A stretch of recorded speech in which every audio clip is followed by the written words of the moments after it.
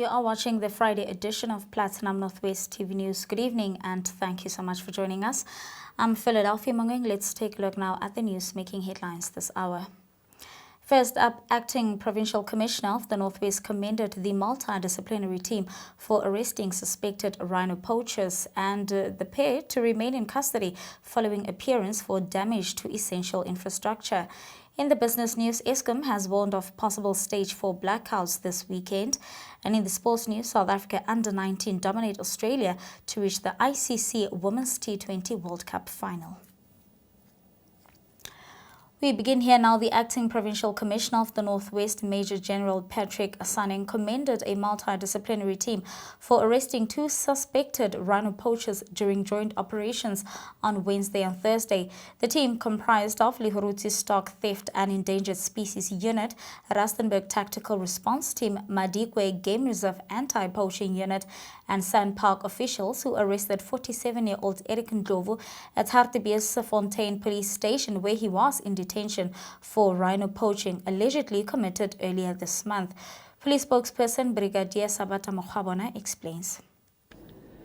The accused has been on the radar following the linkage to 4 rhino poaching cases reported between June and August 2023 in the Madikwe Game Reserve. Ensuing investigations into the matter led the team to Skandaf in Soshanguve, Gauteng Province, where the second suspect, aged 27, was caught on Thursday, the 30th of January 2025. This brings to 6 the number of suspects arrested in connection with the 4 Madikwe cases. The initial 4 suspects were nabbed between October 2023 and March 2024.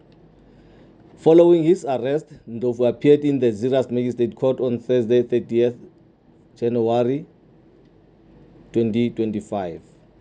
He was remanded in custody until Wednesday, the 5th of February, for possible bail application. Ndlovu is also facing separate charges of unlawful possession of firearm and ammunition following his arrest during crime intelligence-led tactical operation in Rustenburg on the 8th of January 2025. He was then linked to the Hartbeesfontein rhino poaching case. Meanwhile, the 27-year-old suspect is expected to make first appearance before the Ziras Magistrate Court on Monday, the 3rd of February 2025.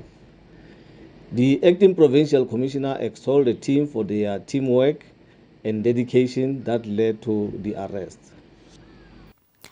In other news, 35-year-old Munyashe Tembeni and 32-year-old Orekeng Moketsi were remanded in custody when they appeared in the Lichtenburg Magistrates Court on Thursday for damaging essential infrastructure.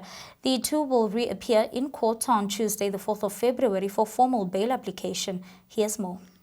In effecting the arrest, the police also found the pair in possession of a water pump.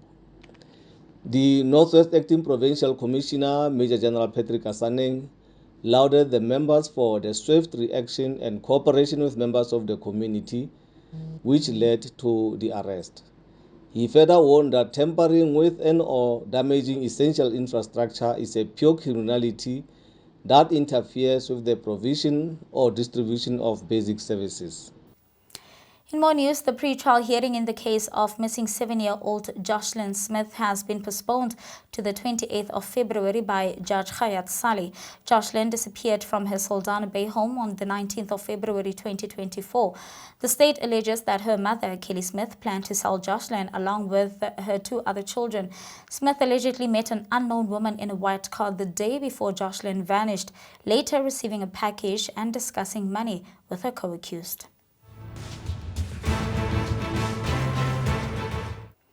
Moving on to international news now, investigators in the United States have located the black boxes from the American Airlines jet that crashed into a U.S. Army helicopter near Washington, D.C., killing all 67 people on board earlier today. The National Transportation Safety Board said it recovered the flight data and cockpit voice recorders from the Bombardier CRJ700 jet that collided with a Skiscore UH-60 Black Hawk helicopter over Ronald Reagan Washington National Airport. The crash was the first deadly incident involving a U.S. commercial airline since 2009 when Coghlan Air Flight 3407 crashed into a house near Buffalo, New York, killing all 49 people on board and 1 person on the ground. And with that, let's take a look now at the business news.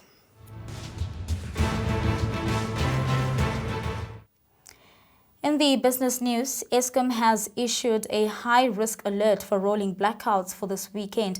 Citing a high number of breakdowns and depleted emergency reserves, the power utility may implement stage 4 load shedding following a week of multiple breakdowns requiring extended repairs.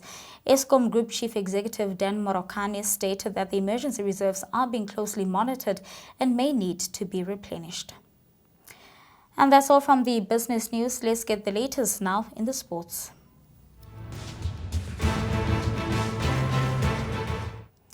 In cricket news, the Proteas under-19 women's team secured their place in the ICC Women's T20 World Cup final by defeating Australia by 5 wickets in the semi-final held Friday in Kuala Lumpur. Now spinner Ashley van Wyk delivered an outstanding performance, taking 4 wickets for 17 runs at Biomas Oval. As South Africa's the under-19 team achieved a significant milestone by advancing to the T20 World Cup finals for the first time, echoing the success of the senior women's team. Australia set a target for 105 runs for 8 wickets in the allotted 20 overs, with South Africa successfully chasing down with relative ease. Rhino's team will now compete against the winner of the second semi-final between the defending champions India and England in the final that is scheduled for Sunday. And on to soccer news now. We take a look at the Betway premiership fixtures that is coming up for the weekend. On Saturday, Marumo Gallants FC will be welcoming Royal AM at the Dr. Molimela Stadium, while the Soweto Giants, Orlando Pirates and Kaz Chiefs will face off at the FNB Stadium. Meanwhile, Mamelodi Sundowns will take on Golden Arrows at the Loftus Versfeld Stadium. That's on Sunday. And that's where we're going to have to leave it for this week. Thank you so much for watching. The team will be back again on Monday evening. Till then, have a blessed weekend. Good night and take care.